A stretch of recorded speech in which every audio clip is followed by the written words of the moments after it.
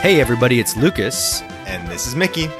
And this is Thanks for Playing, the podcast where we break down the most iconic video games the world has to offer. And today, we have another Lucas Mickey special talking about, I think we're just going through like we got a twofer. We got a twofer. That's crazy. It's pretty great. Honestly, I'm liking these episodes. Not that I dislike Matt. I never said that. People put words in my mouth. I never said it. I heard it. But don't worry, guys. We are playing games. We're playing games that Matt probably wouldn't play, or at the very least wouldn't enjoy as much as us. Is that fair? I think like Blizzard has put stuff in to let him enjoy it. Yeah. We're talking about Starcraft Remastered. Yes. Yeah, I agree. Again, just like our last episode recording of Hollow Knight, which everyone should go check out. This I'm really, really stoked for. Starcraft Remastered, which is, pretty well, we'll talk through it a little bit more, but, obviously based on the original 1998 Starcraft. But before we get to that, Mickey, how you doing, baby? How you doing? Doing fantastic. I'm watching the Angels just put the smackdown on the Rays right now. Oh, that's actually good. Trout already has a homer and a triple, so he's on. He's already on cycle watch. Nice. Oh, nice, dude. Love it. Love it. Rendon has a hit, I'm assuming. He has 2 hits. Today? He doubled his hit count today. He doubled his hits. He doubled his hit count. I love it. Dude, I love how the crowd, it was like they won the World Series when he got that hit. Like, it was Right? just people were cheering. I saw that highlight. I loved following that news story, but it is sad to see him. Dude, he's become such a villain. It's hilarious. I know. It's rough, dude. It's really rough. I have nothing against the guy personally. I just think he's like, you can't say we play too much baseball, which is a fact, and then not have a hit through like 10 games, or 9. What was it? It's around that, yeah. Okay, because at that point, you haven't played too much baseball yet. Like, you should have the slump at like 150 games. Then that would prove your premise of there not being... You can't control when slumps happen. Like. Okay, yeah. But if somebody it was just very unfortunate timing for him. Yeah, I know it was. But it's like, okay, so the season's too long, so it's too long officially right now, Mr. Yes, Rendon? absolutely. Anyway, we don't have to get too into it. Yeah, But and then today, Mickey, I've also been grinding a bunch of League, and I've peaked. Oh, hell yeah. Tell us. I just hit Diamond 1 today, which is the dude. The highest I've ever been in League. Like, my previous peak was Diamond 3 all the way back in Season 7, and we're in Season, 13, 14 now. Can you stream more League, please? Yeah, I can do that. You're Diamond 1. Like, you're up there in streamer territory. I mean, I think you should. What is it, Diamond, and then what's after that? Is it Challenger? It's Masters, then Grandmasters, and then Challenger. Oh, okay, hang on. It's still a pretty long. I'm still Diamond. But Diamond's nothing to sneeze at, dude. Yeah, I have a coach because I've mentioned it before, like how I've done like those like casual League teams. And on my team was a challenger mid laner, and like he was like giving me some pointers, and then like during the season, and then like he saw like how quickly I was implementing those. He was like, "Wait a second, this guy's kind of cooking." And he's like, "I want to keep coaching you." Yeah, and he's that, and like and then he's helped me just like push. Like I was like hard stuck Emerald this season, and then like after like listening to a bunch of his tips, like I hit a new peak. It's awesome. Okay, hell yeah, dude. You're mostly, I mean, you're being a mid laner. You're not. Are you doing any sort of support? No, not really. I'm just like spamming mid lane. Yeah. Who do you like right now? My coach has had me pick up Vex, Vigar, and Kassadin. Oh, Vigar. Okay. Mm-hmm. Oh, I don't remember you ever really playing Vigar that much. No, not really. Like I said, picking them up. Like, I've never really played these champions. And he's like, these would round out your champion pool of Lissandra, Nico, Hui, Vel'Koz. Like, those champions help cover the bad matchups of my current pool. And it gives me a lot of liberty in champ select. I don't want you to take offense to this, but you feel like a Kassadin. You just feel like it. I don't know how else to explain it. Do you even know what that means? Yeah, I know Kassadin. I know how he plays. It just feels like your guy. How does he play? Just like tons of mobility, sneaking around everywhere. Just being a B word. Just being a little B word is what I'm trying to say. No, he's more so like he's just like a super scaler. Like he doesn't do anything in the early and even bit of a mid game. Well, same with Vhagar. No, Vhagar becomes useful. Like at least he has his big cage that like stunts people. He actually has utility. Kassadin has no utility. He just has a slow on his little spit E, like bleh. Yeah, and that's all he has. And then the rest of his abilities are just damaging.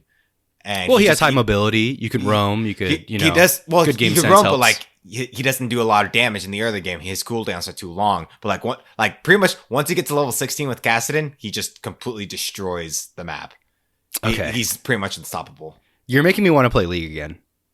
This has happened like 3 times over the past like 3-4 months. Dude, I can't do it. I can't. There's too many games. Which I'm proud of you for not actually hopping in. Yeah, I know. You've done a good job. Chip. Yeah, I have a buddy, and he literally like describes League as like sobriety. I'm just like, hey, want to play some League? He's like, oh, dude, I got my 5-year chip. I can't do it. I can't jump back in again. Well, honestly, there are too many games to play right now. Death Stranding episode is around the corner. Pacific Drive is up next. I'm trying to play Final Fantasy VII Rebirth very soon here, and we just played Hollow Knight and Starcraft. So there's so much. Like you can tell, like we've been like, how many games have we reviewed like in the past like 2 months? Dude, like, a lot. We reviewed a lot of games. Like there are so many games to play, and like speaking of Hollow Knight, like we even learned that Silksong got the ESRB rating. Okay. It's like nothing moved. Like the needle did not move. As far as I'm concerned. It moved a little. Yeah, that was still that was still cool to see. But like, okay, like I feel like I got happy again and tricked myself into going like, oh, it's coming out next week, and then nope. Okay, how did you think that? Come on. Well, it also got the Xbox store listing, so that was like, oh, okay, we're really close now. And then it's like, no, we're just as close as we were. No, before that. Like I would have put it like at like within 3 months. Okay, that was the timeline I gave myself when I saw that. It was like, okay, this is probably like around 3 months before launch. Yeah, it would be a crazy summer if Hollow Knight comes out, the Elden Ring DLC can come out, and then that new Souls-like game. We also have the 1,000-year door. The 1,000-year door. The 1,000-year door. Yeah.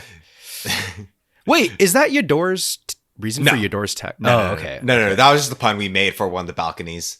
Oh, okay. There's a and that name. There's just for fans, for listeners. There's a Smash player that we know who Mickey was roommates with, whose name is Yador, and my Dubs partner in PM. Your Dubs partner, yeah. His tag actually just comes from the TV show Psych. It's the main actor's name, last name backwards. Main actor is James Roday, and backwards Yador. Oh, okay. Are you a Psych fan? I love Psych. It's probably my favorite live action show. Oh, really? Okay, I did not know that. I love Psych. I grew up loving and watching Psych. Fucking love Psych. Okay, sick. We should probably talk about Starcraft. Yeah, though. Let's get into Starcraft. Another throwback thing that I enjoyed when I was very young. That's right, everybody. Today, we are talking about the 1998 classic real-time strategy game re-released as a remaster in 2017, 9 out of 10 from IGN, 80% on PC Games, and a solid 85 out of 100 on Metacritic. Starcraft Remastered. God, I'm so stoked. Yeah, I'm so stoked talking about this. This is my favorite game of all time. So, I want to start on that. So, this is your favorite game of all time. Yes. That's a big claim. You're a big gamer. Tell me about it, Mickey. Tell me about it. So, I remember playing Starcraft for the first time on the N64. On that Jesus Christ. I was a child who didn't know any better. I was like, oh, this is so cool. And then like we did have the PC version as well. Didn't actually play. Who's we? Me and my brothers, like we would take turns playing Starcraft. We all loved the game. And then eventually like when we got no, not when we got multiple computers, there was a PC cafe near us called Cyberworld. We'd go there. We'd play CS. We'd play Starcraft, and we just run like custom games like Zero Clutter, No Rush, nice. 20-minute games, Big Game Hunters. What else we have? And then just the other tower. Would you do like tower defense? Tower defense. Those tower defense games. Yeah. The Starcraft custom game library is insane. Needs to be studied. So absolutely. Dota came from it. Yeah, yeah, exactly. People talk about the Halo 3 custom No, I'm sorry. games. No. Dota came from the Warcraft 3. Dota came from the Warcraft 1, but still same I mean, same general idea. Yeah. People talk about the Halo 3 custom games, but StarCraft was a generation even before that and was arguably a bigger, larger international community of people handling that. We'll get into that in a bit. So run me through. You're playing StarCraft as a kid. Mm-hmm. You're playing some custom games. But eventually, as you grow older, as you become a man, you get into probably the first like real solid competitive game that you took on and you're a pretty solid competitive gamer. So run me through that. Yeah. So I remember first hearing news like around like 2006, 2007 of StarCraft Ghost. And I was like super hyped for it. I'm like, oh, one of my favorite games. Like I hadn't dubbed Brood War as my favorite game of all time yet. One of my favorite games is finally getting a sequel, but then that got canceled. And I was like, oh, so bummed. And then heard news of StarCraft 2. I was like, oh my God, I watched every single battle report from Dustin Browder. I watched every single game I've seen like casted of for like from the beta, from Husky StarCraft and HD StarCraft, I think was the other name. Husky still makes content, not necessarily for StarCraft, for like other shit. Like he does a bunch of World of Warcraft stuff now. But the other one, he fell off the earth like in like 2014, 2015. And then I ended up getting into the beta and got gold during the beta. And I was like, I'm like so hooked. Like this game is so awesome. And it ended up being my introduction to esports. Like I started following tournaments, all the IEMs, all the MLGs that would happen. Nice. In fact, I accidentally went to my first Smash National because I went for StarCraft at MLG Anaheim 2014. Oh, wow. Yes. This is Mickey lore I was not aware of. Yeah. I was supposed to enter StarCraft, but I was like super rusty. I didn't get to like practice as much, and like I was just getting into Smash as well. I was like, you know what? I'll go ahead and enter. I'll ask if I can change my registration from StarCraft to Smash, since the Smash one was an open bracket. It was an open bracket leading to pools, so I already had like most of the like the gods and whatever. So I played that. I ended up playing against Kirby Kaze in that bracket. Wow. I got fucking smashed. Yeah.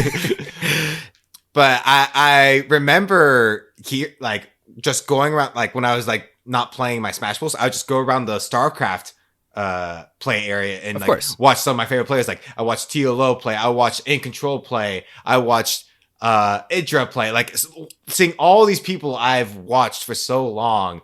This was Wings of Liberty. This was StarCraft 2. This is the first. This is Wings of Liberty happening right during this time, and it was incredible just like seeing all of these players that like I've idolized growing up, watched so much footage.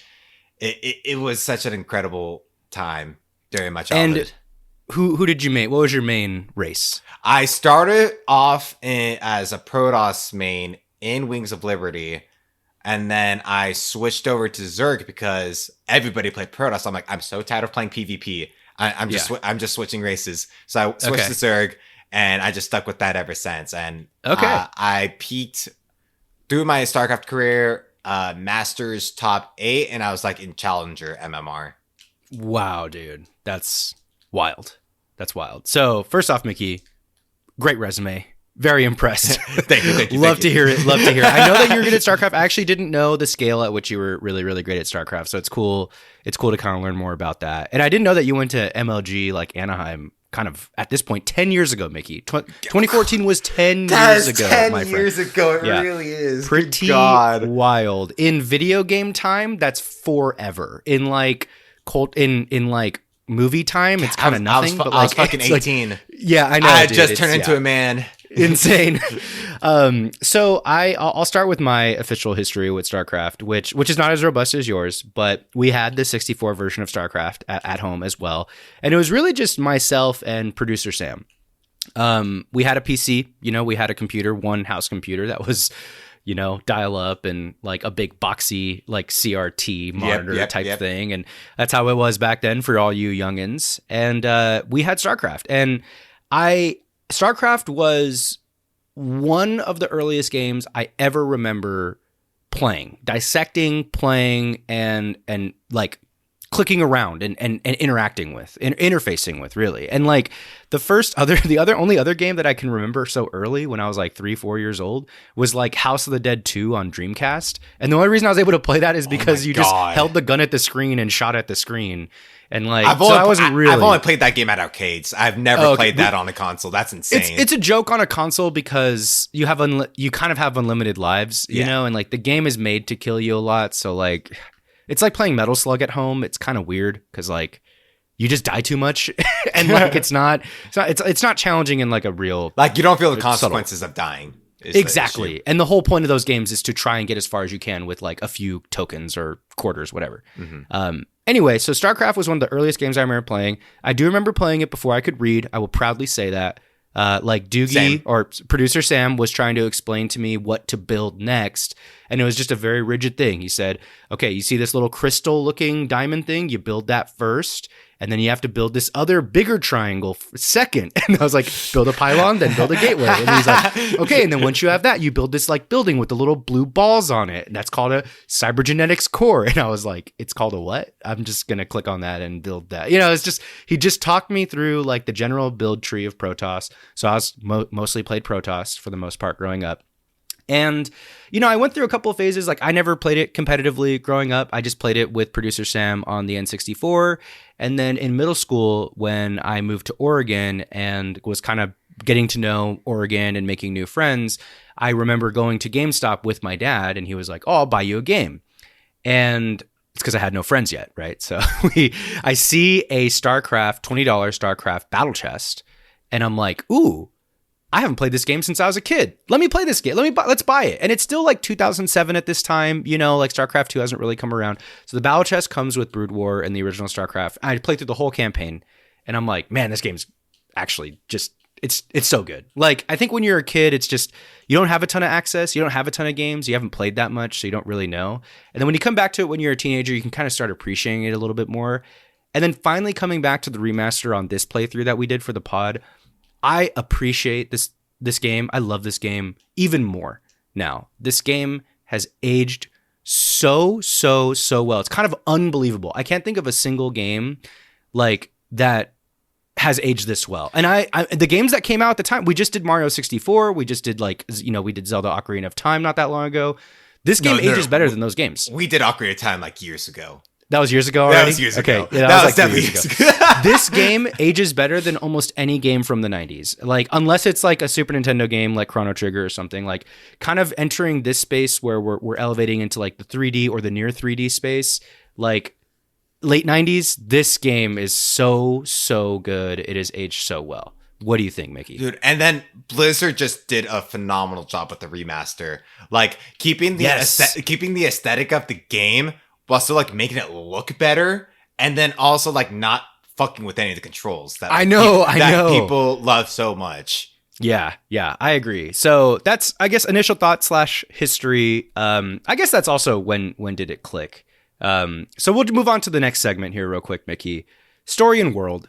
Let's dive into it. I mean, how awesome is this story? Like, how great is just the little briefings before the missions? It's so fucking good. Like, you can easily like get attached to so many of these characters as well. And like, you're not really sure who the good and bad guys are. It's like very convoluted. It's fucking awesome. It is super awesome. I love it. I mean, I think that it has like a lot of like just the right amount of complexity, betrayal, like twists and turns. I think it has a really solid pace. Each one of the races, for those of you that don't know, have their own 10 mission campaign that you run. You do Terran, you do Zerg, and then you do Protoss. And that's for each game. Each game has 10 missions for each one. So you did all of Brood War too? Yes. Did you know? Okay. No, I didn't finish Brood War. Okay. I think I only did one of the campaign. I think I only did Protoss. Okay, got it. We'll be mostly talking about original StarCraft campaign remaster. I figured we'd only talk about the OG. The game has the story has a good amount of humor and intrigue. I think like there's a really awesome vibe when you're playing Terran. That's very different from the vibe when you're playing through the Zerg campaign.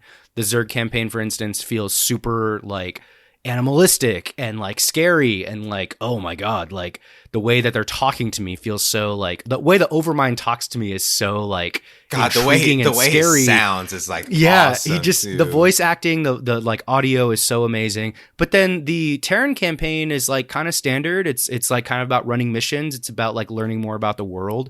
It's about Jim Raynor kind of trying to be a hero. It's about his developing relationship with Kerrigan. You know, it's like a little bit more human. And the Protoss one is just badass because that's like leading to the ultimate climax of the entire game. Yeah, like they're focused on like trying to eradicate the Zerg and like trying to find out like how do you actually kill them. Like there's so many of them, and like every time they try to kill one like the commanders, they just regenerate. They're like, what the hell do we do? This is ridiculous. Yeah. I know. It's super cool. And I think there's a lot of like sci-fi influence, of course. Like, you know, the Zerg are bug aliens. You know, we've seen a million bug aliens, like literally the movie Alien, like the Protoss to me reminded me a lot of like Predator, like the movie Predator. So there's like clear sci-fi influence, but I think that the world still like manages to have like its own unique voice. Like, for instance, the Terran are like Southern Americans. Like the Terran are just like have this vibe of being just kind of like rough and rowdy. Like what's the name of the Terran campaign? It's Rebel Yell. It's like that's such a perfect name for the Terran like campaign, and like the way that Marines like communicate and talk, like their voice lines, Jim Raynor himself, like they feel so realized as like a cultural like body of like humans, you know? So just the Terran themselves are super cool. And then the Protoss have this like super high class elitism about them. And they're like in Taro Adun, like they have like they're so majestic. And, like, like I feel like they're like just a higher being than everybody else. Yes. Which they are. They are. They literally are. Yeah. Like, don't get it wrong. They definitely are.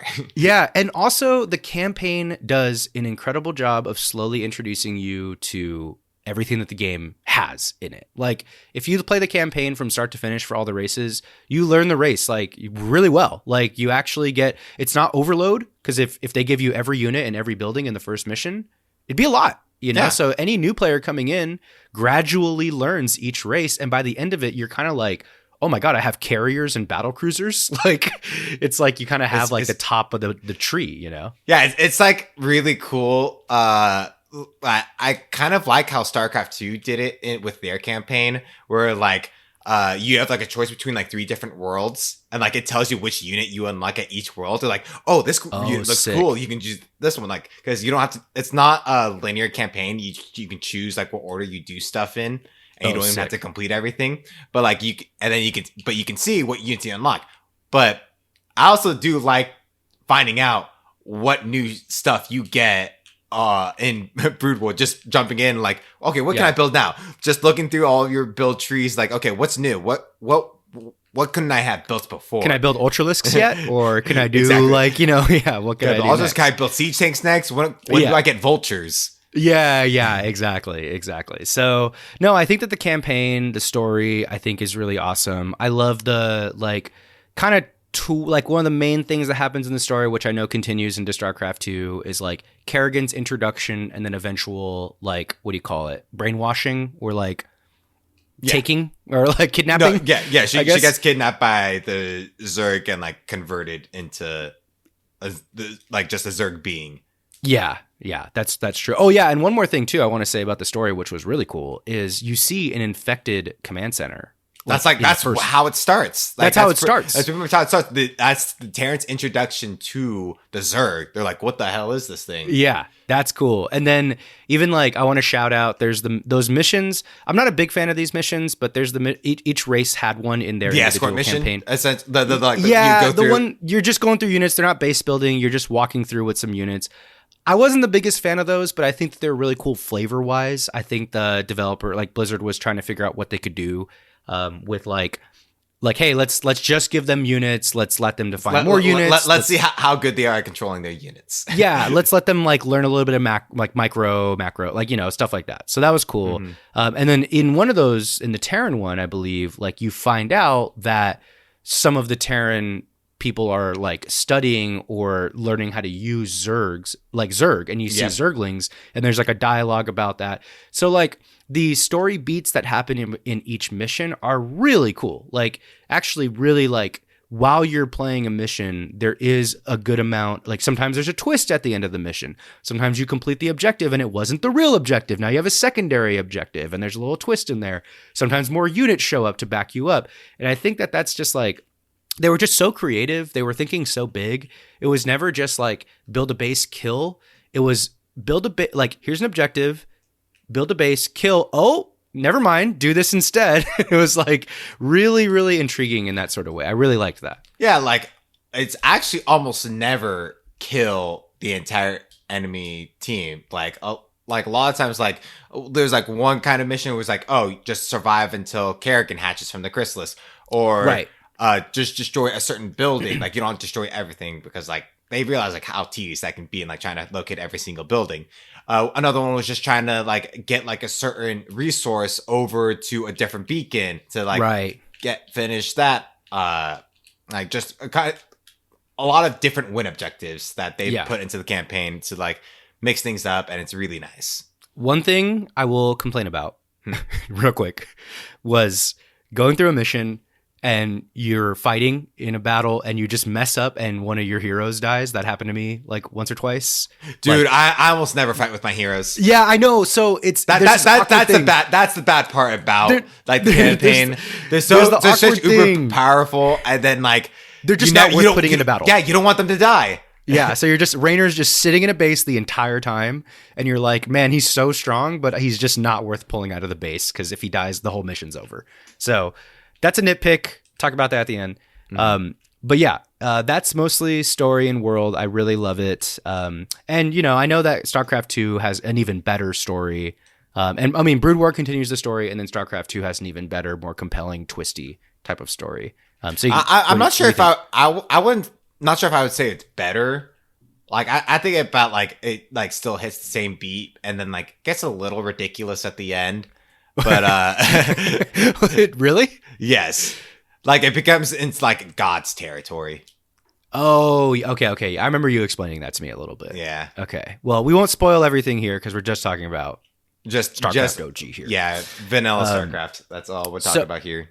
So the real meat of this one that I'm excited to talk about, we're going to jump over to game design. Okay. I'll start here first, and you're going to be able to talk about game design so much more than I can. But one thing about StarCraft that I've just always loved is it's balance. Just straight up. Just like StarCraft has to be studied by every game designer going through any sort of program to study game design, about being just one of the most balanced ecosystems that exists. Like just the way all of the units interact with each other, the way that like certain units have inherent weaknesses against certain things, like aerial, like ground units, units that burrow, units that can go invisible, units that can see invisibly. Like every single thing has its natural counter in this game, according to each race. Nothing is perfect. There's so much depth and there's so much balance. It's unbelievable when you play it and you realize that. Unbelievable. Yeah, I think it's like it is a bit hard as a casual player to get into this, just because yes, there is so many different units and stuff, blah blah blah. But like once you like get like a grasp of it, like just being able to like build this massive army and like just feel how much control you have over this. Though that is a problem with the original StarCraft is you can only control 12 units at a time. That is a big problem that like StarCraft 2 does fix. But learning around the constraints, it also does make it so like the fights are also smaller. Like you're not, you'll never find with two maxed out armies in StarCraft. Everything's like a little skirmish. Everything's like a give and take, like retreat, attack, retreat, or multi-prong attacks that do only have like 12 to like 15 units, like in their little battalion that you're trying to utilize. But it's actually so nice, like how. There's like nothing that's really overpowered. And even if there is something overpowered, each race has their own ways of dealing with that overpowered stuff. So like they can't just like always go for it over and over. Like this awesome when it basically breaks down to RPS, rock paper scissors, that comes into the game, but like it's super more complex than that when there's like 20 different options that like each race can do. Like, oh, how many of this unit do I want, or how like do I want like run Zerglings here and like Zergling Hydra here to try to like use cheap units to like hurt the economy while I tech up, and then they can't harass me back because like they're busy dealing with my little harass that I just sent out. Or Terrans like just go like super turtle mech, build up on Goliaths, tanks, missile turrets, and just turtle up, just build up as big of an army as you can, and then like push out to where the siege tanks just like are unapproachable and you can't really build their units. And then the Protoss, like they have like Reavers are like such a destructive unit. That's the only thing, is Reavers are too good. I never use them. I hate how they feel, but they're just so destructive, and they're so good. The only time I lost in the campaign was due to the Reavers. I just lost so much trying to deal with them.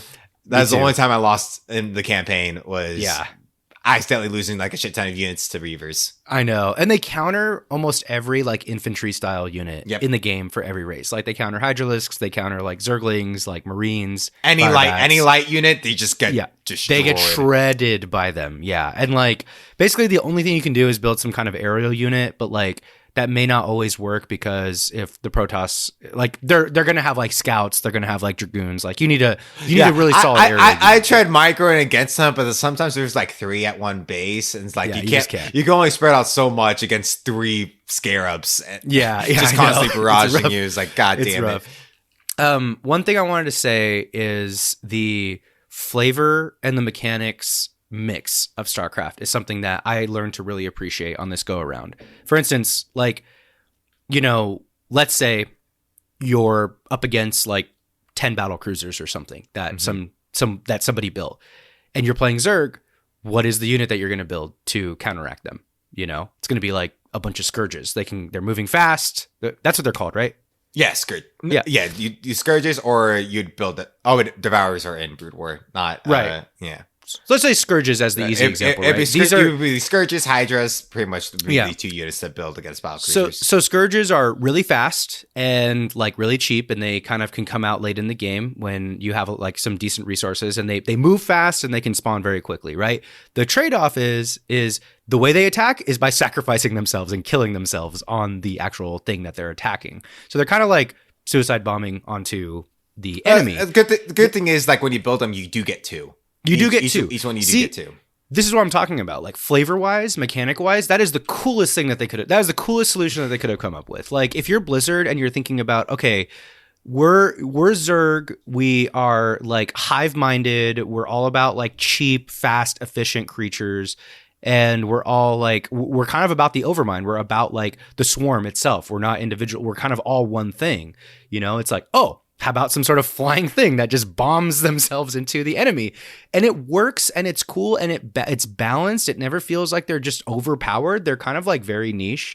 But it's so interesting that there's this mechanical component that works, that fits within the balance of the entire StarCraft ecosystem. But flavor-wise, it's also perfect. It also makes so much sense. Yeah, and like it's the coolest thing. And then another like mechanic that I think really fits also flavor-wise is like how Mutalisk, that like people found out how to, because problem is like if you say like filled a whole control group with Mutalisk into 12 and you try to like click in one place, they would just like stay spread out around each other, and so it's hard for them to like hit same target at the same time, and then.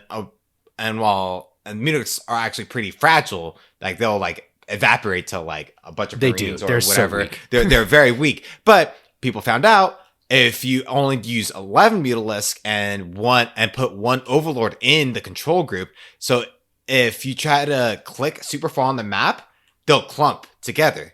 So if you put an Overlord in with their group and you click on where your Mutalisks are and your Overlord's at the opposite end of the map, they'll clump up until it looks like a single Mutalisk, and then you'll see 11 shots go off, and You can look up YouTube videos of Mutalisk Micro. It is so cool. Like, it's like Jaedong had the best Mutalisk Micro of all time. He'll do like 3 Mutalisk control groups at the same time. It's fucking insane. Oh, that is so sick. It is so cool. I didn't even know that. I had no idea. This game is amazing. I had no idea that existed. Yeah, and like it also like, and that mechanic probably was unintentional by Blizzard, but like it was just a cool exploit that players found, and it just fits with the Zerg narrative so well. Like it's just a bunch of these creatures like stacking together, attacking in a swarm, just causing havoc. Dude, yeah, that's cool. And Mutalisks are like weaker, faster, efficient. Like they fit within the Zerg kind of sphere as well, just as like creatures themselves, which I think is awesome.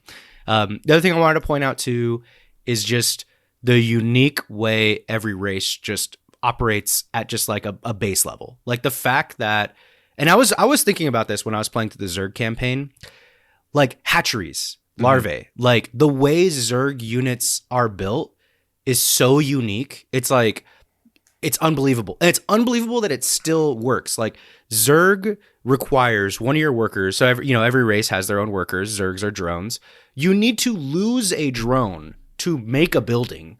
And then they'll like, but somehow you still have enough drone. Like somehow like you're still able to keep up. Like if you think about like what Protoss is able to do, a probe, you could have one probe building an entire base. See that's like, does drones still work? How does it work? There's all this math. I don't get it. It still works because one, like if you don't build units for a while, like hatcheries will build up to three larvae at a time, and you can just build 3 drones immediately. While like other races, well, they still decide not to build one, they can only build one at a time. So like Zerg can populate expansions quicker than other races can, and then also just like building additional hatcheries like just increases their production exponentially. It does. It's just it's cool. It's so cool that like there's so much like there's so much you have to like number crunch to actually figure out what the balance is, because easily Zerg could be too fast, too slow, like. And like just everything ends up working out where it's like, wow, this is perfectly balanced somehow. And there's another little balance thing where like SCVs are the strongest worker. They have 60 health compared to the 40 health of 20 shield, 20 health of probes, and then the 40 health of drones. So like if you're ever trying to do worker scouts, your Terran scout always wins. The SCV will always win. So you can't really fight the SCV when they're scouting.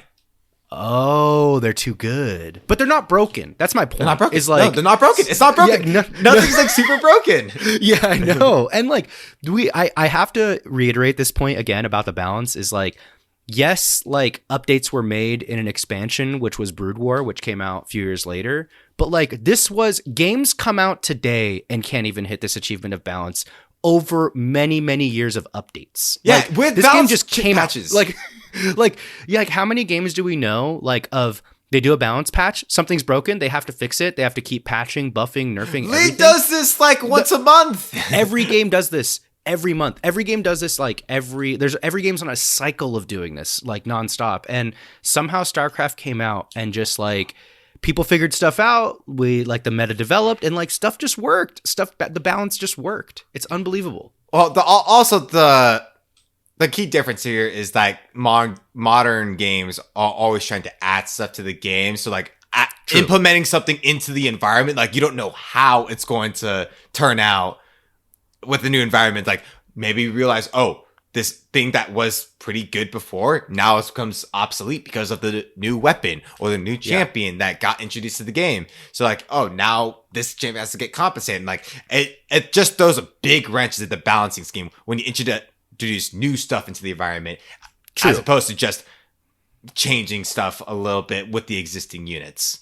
Yeah, no, I get that. I'll give modern games credit. I'm just saying StarCraft when it came out has this unbelievable, awesome balance to it, because I think it's a complex system at the same time. Like at the end of the day, we're talking about a real-time strategy game. We're talking about a game with like high APM, and we're talking about a game with like 3 races. I mean, how easy would it have been for just, Terran's just the best. Like this particular thing is just too good.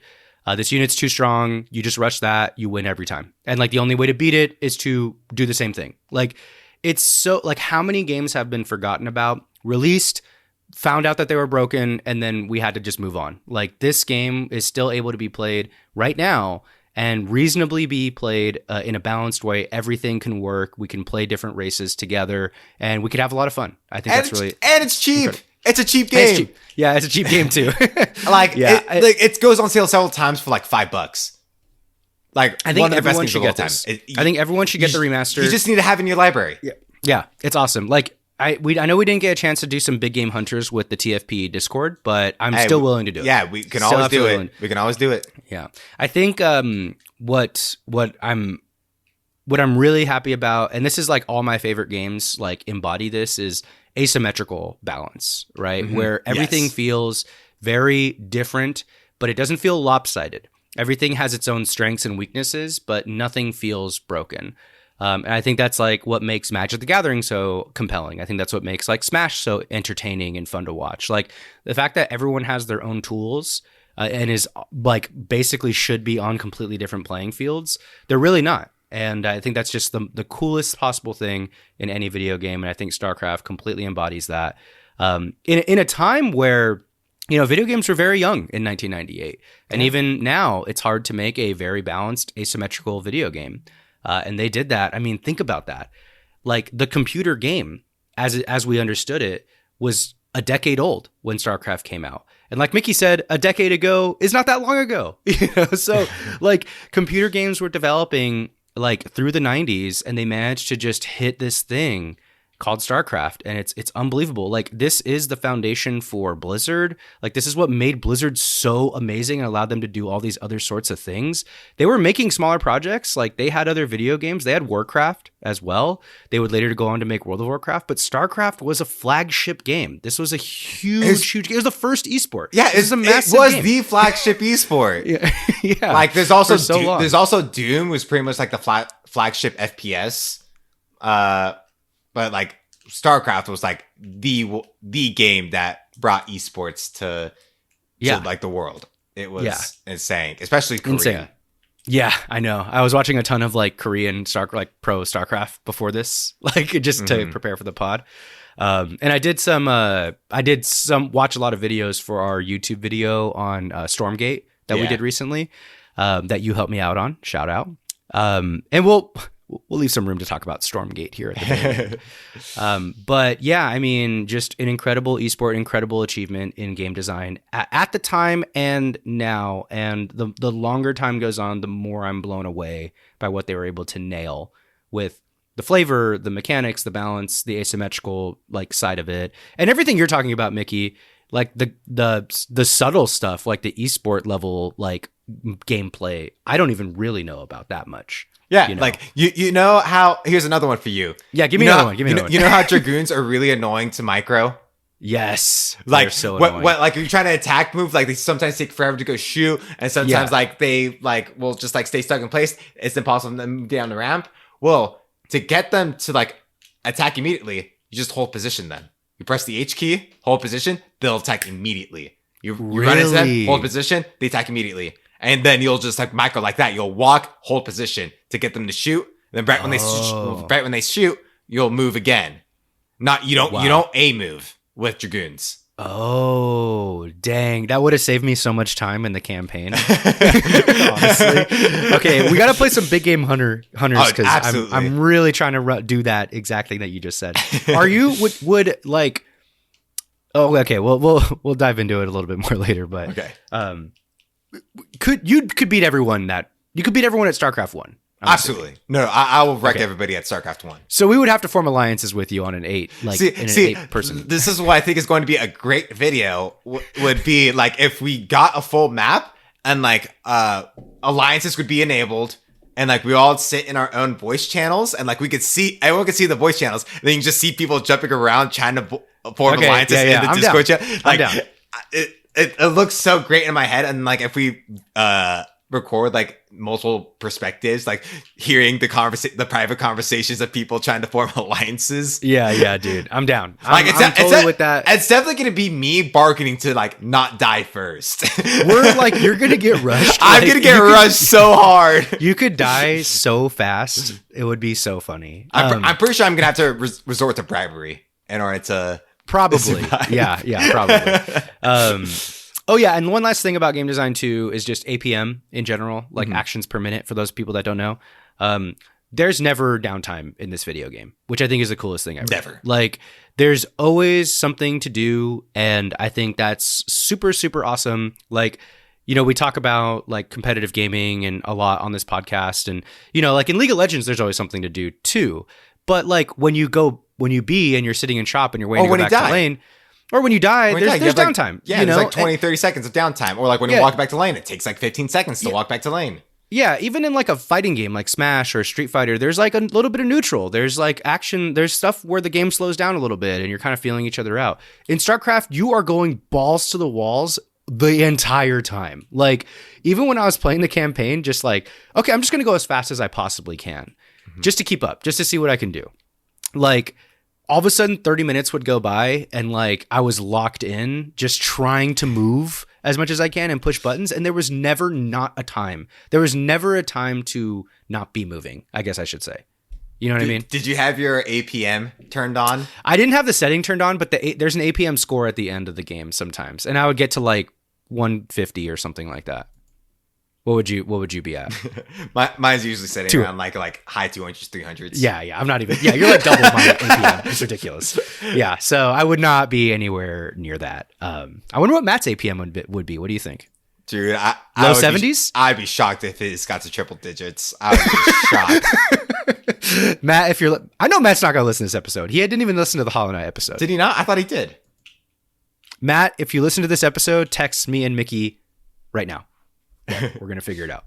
We'll figure it out when this drops, like in a couple weeks. Okay, art style, Mickey. We're already we talked so much about game design. What do you think of the art style, especially in this remaster? The remastered art style is actually phenomenal. It's actually hard in the original. There are like some units that are like it was like impossible to tell like what they're actually supposed to be. Like I think Hydralisk are one of them. I think Kerrigan herself was super hard to tell what she's supposed to look like in the original. And then in the remaster, it's like, oh, okay, wait. I know exactly what she was supposed to look like now. Like, if you look at the cinematics compared to like what she looks like in the remaster, it's like, okay, this actually matches to what I was supposed to be seeing. I agree. But like, I love the Archons are awesome. The first time I built an Archon, I was blown away by how it looked. I thought it looked great. The process of it building and then filing it coming out. You can see the glow. Like it's very, the color is incredible in the remaster. I think it just like is so vibrant. It just looks great color wise, but also like the character portraits, just like the animations on the character portraits, everything is clean and crisp. The performance is outstanding. Like no downside or anything like that. I just thought the art just took what StarCraft was originally intending to be and just brought it up to the modern standard. I mean, everything looked great. I mean, even like games that you play the remaster of, like old Age of Empires, like old 90s RTSs, this completely overlapped all that stuff, like completely. I think this was like just one of the best, most impressive remasters aesthetically that I've ever seen. Truly. Yeah, absolutely. Like it was, I don't think I've ever played a remaster that's as good as this one. Yeah. Same. This is up there. Sound design. Oh my Mickey. God. Voice acting, I'll just say voice acting is really, really awesome. I think that Raynor truly has an iconic voice actor. So does Kerrigan. But even who was the general that was kind of the villain in the Terran campaign? Oh, it's Mengsk. He was great. Mengsk. He was great, fantastic. Great voice actor. All of the Zerg voice acting, all of the Zerg I will noises. Not be stopped, not by you, the Confederates, or even the Protoss. I will rule this galaxy or see it burn to ashes. God, I fucking love the Overmind, right? No, that was Mengsk. Oh, that was Mengsk. That was Mengsk. Okay. That was the last thing he says to Raynor before Raynor dips. It is. Okay, I recall now. Hell yeah. Dude. So good. I mean, I think that, and even like the sound effects that they're putting on like the Protoss and the Zerg to kind of like up their voice lines and just kind of make them sound more like alien or more animalistic and stuff. They're just nailing it the entire time. Or like, with the Protoss, like you can hear like them being higher beings. Like you can just hear them being majestic and just the way like the voice modifications of them or like just the certain voice actors they chose for them. Like it's incredible. And then also another thing about sound design is like some of the Easter eggs that they lay in there too. Like when you click on a unit, every single character, if you click on them a ton, they have more voice lines than just regularly controlling them around. Yeah. Question for you, Mickey. Yes. Well, one of the big things too about the sound design is it actually has a mechanical thing as well. It tells you when a unit's been built. Like every unit has like a sound that they make, a voice line that they have when they're built. What's the best one? What's the best one, Mickey? Best one. I love the Ultralisk sound. Okay, can you do it for us? Can you do it for us, buddy?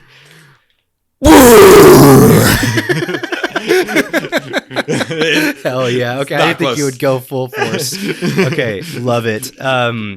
I mean, I'm going with You Want a Piece of Me, Boy? You want a piece of me, boy? Classic. Or Need a Light. Pretty much all the Terran ones. The Terran ones are so good. The Terran ones are kind of goated, honestly.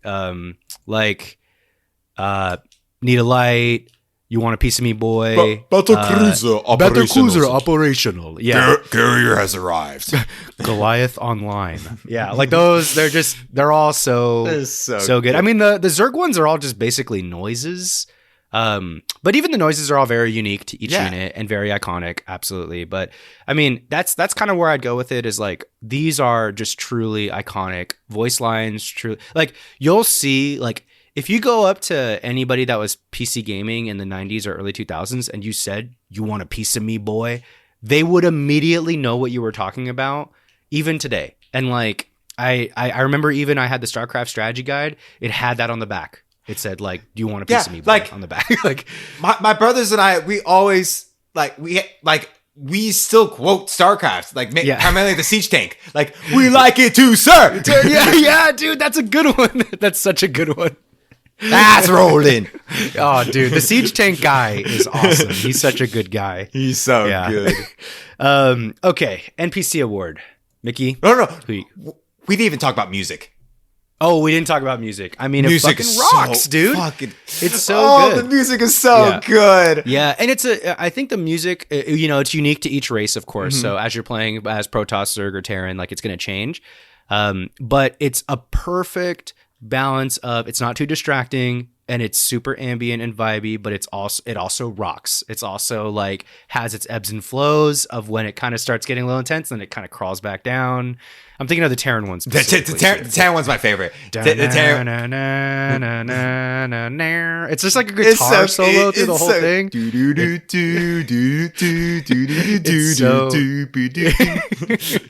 It's so good. And like I think what's important is it never manages to be too distracting. It never manages to be like overbearing. It's just a solid soundtrack because you're gonna hear it a lot. I mean, you'd get annoyed. It's on loop. You'd want to, you'd be inclined to be annoyed by it, I guess. Like you said, it's on that loop. But it's on loop. Some missions will take like 30 minutes to an hour. Like exactly. But you're just kind of rocking with it the entire time. It's really great. It's really great.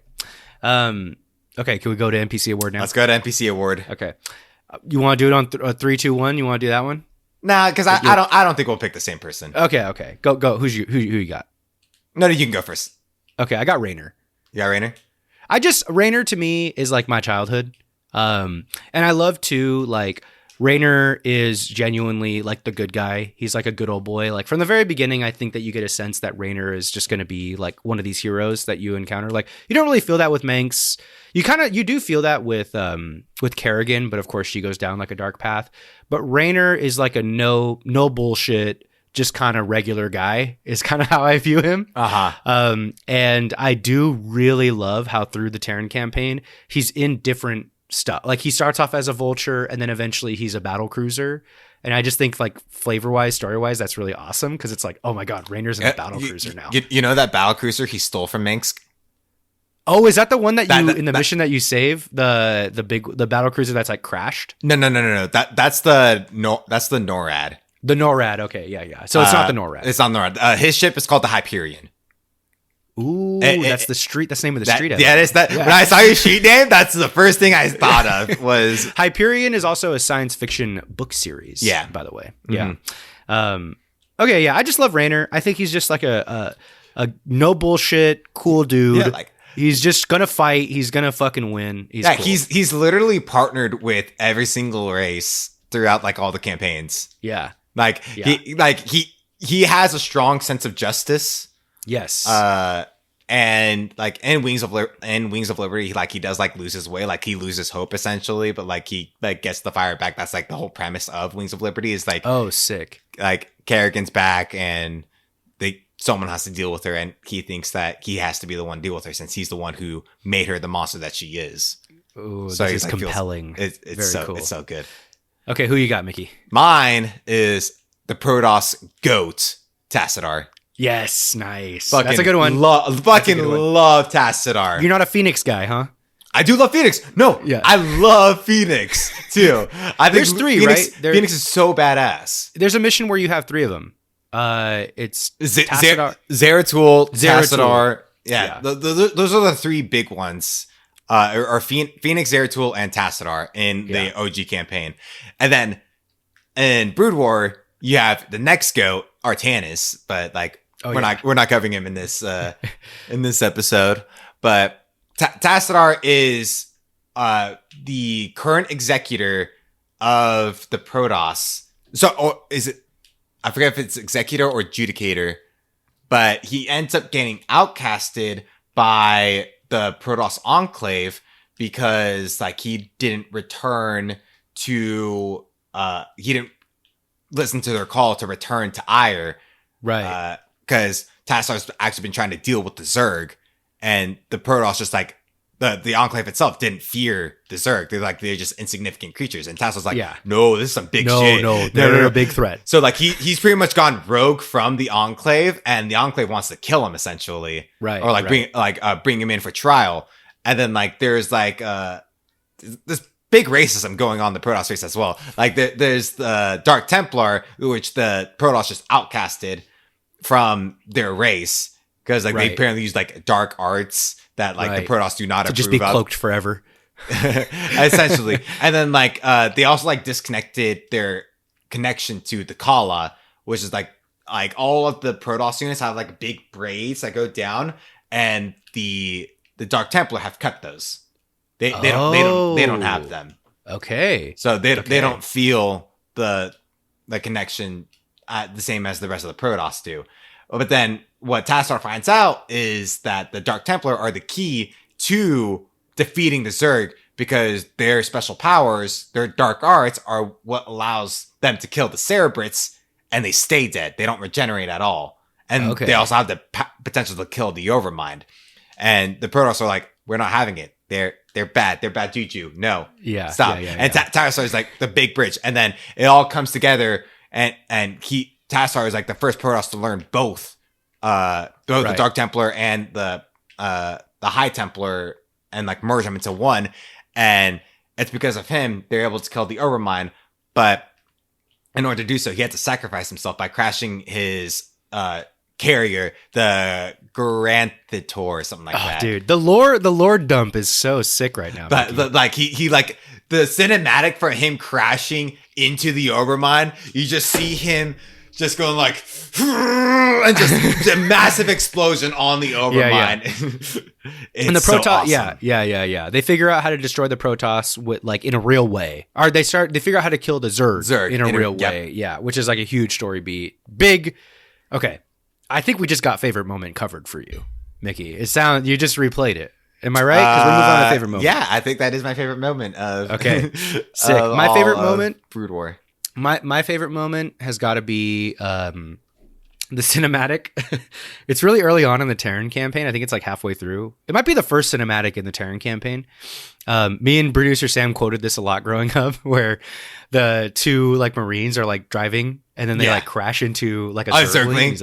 He's like, oh, that's a Zergling, or like that's a little one or whatever. And then all of a sudden they're like hydralisks show up like surrounding them. The soldier I looks, love like, you, Sarge. I love you, Sarge. And he's like, huh? And they just get massacred.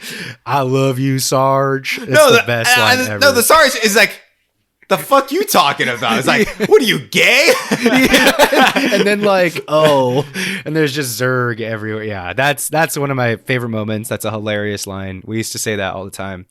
Okay, last few things. Companion piece pick.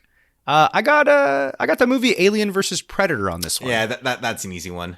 Yeah, is that what you picked too? No, I didn't pick it just because I figured that's what you're gonna pick. Because you've referenced it before, so I didn't want to steal it. I literally watched it like as a kid, because that came out in like 2005 or 2006, like middle school, elementary school for me.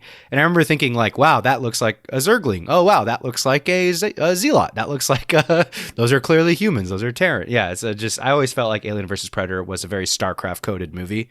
I don't know if you had a companion piece pick for this one though. I'm gonna pick Star Trek. About humans traveling the galaxy, trying to find civilization elsewhere.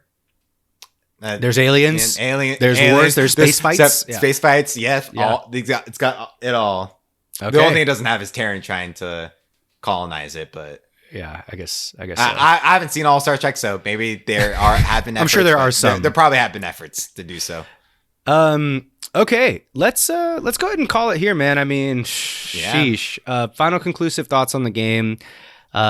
Incredible RTS by even modern standards.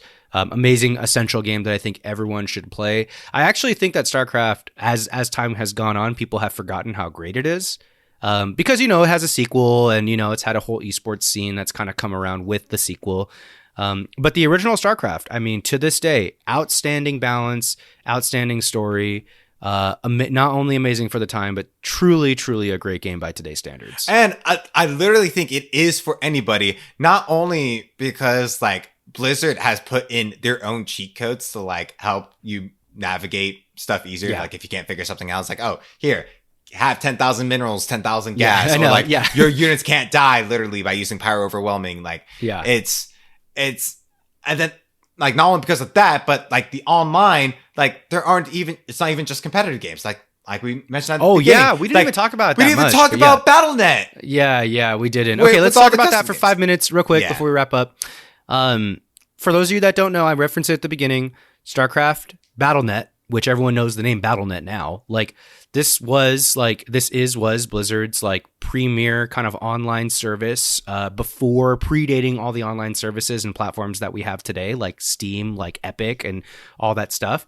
Battle.net is just the online ecosystem to play original StarCraft, and it was just an incredible place to be. You had a username, you logged in, you had ladder, you had competitive, and you had one of the greatest custom game ecosystems that's ever existed, predating Halo. Everyone talks about Halo 3 custom games. These were even better. They were wider. They were international. There was so much more. They were better and even before its time. Yeah. Seriously, like there was tower defense games made with StarCraft. There was custom competitive maps. There were like sort of hyper econ maps where like minerals and gas and all that stuff was exactly on your like Nexus or Command Center or whatever, so you can just get so many resources so fast. There was like stupid. I learned poker through this. Oh, really? Okay, I learned poker through a custom game. Like how? They like each unit was treated like as a different card, and like the color of it changed like what suit it was, and so that's amazing. And it would show like how good your hand was. Like I learned poker hands through custom games. That's sick. Shout out. There was a custom game. I forget what it was called, but it was literally you outrunning a bunch of infested Terrans, and they were just like it was just this giant maze, and It was so stupid. It was the dumbest custom game ever. It was just like there are cat and mouse games. It was so like fun. It was like that, but it was like there was a bunch of supply depots that were like walls. So you and Marines, like you played as a Marine and you had to run through and destroy one of those to keep running. And there was like 50 infested Terrans just chasing you.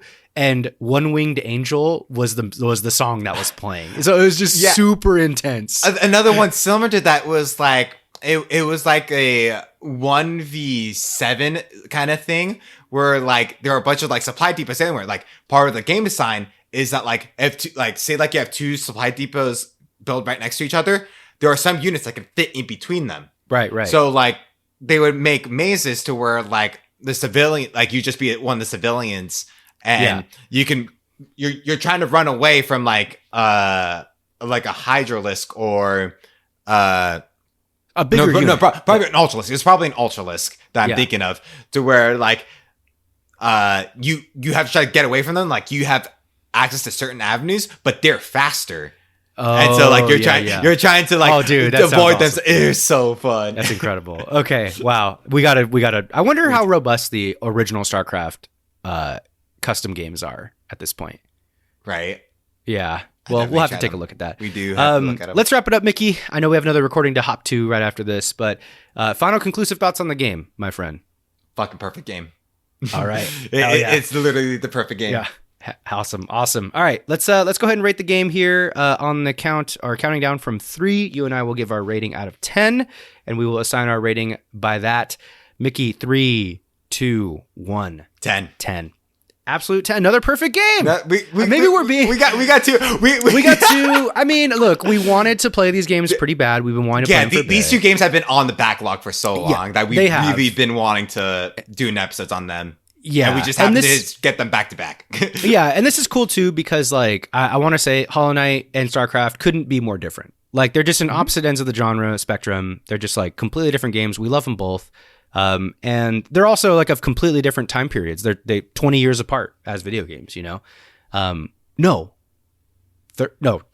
I was going to say 30. My math was so bad. What the hell? So anyway, everybody out there, StarCraft is very inexpensive on the BattleNet store. It's probably $8 right now. You could play it. It's going to perform well on pretty much any device. You could play with me and Mickey. You could join our Discord and have a really, really great time. Not going to lie. And with that being said, I will say you should join our Discord. You should follow us on Instagram. You should go to our website. You can find all of these things on thanksforplaying.live. You also absolutely should subscribe to our YouTube channel. You could find that also on our website. It's going to be Thanks for Playing. TFP Podcast, that's TFP Podcast with an S at the end, is also our YouTube username. So you could just search that. We have some really great content on YouTube that's exclusive to that platform. It is also where we release all of our podcast episodes as well. And as always, you can listen to us on Apple Podcasts, Spotify, or wherever you get your favorite shows. Mickey, thank you for joining me today on this journey in Taro Adun. And Taro Adun, Tassadar.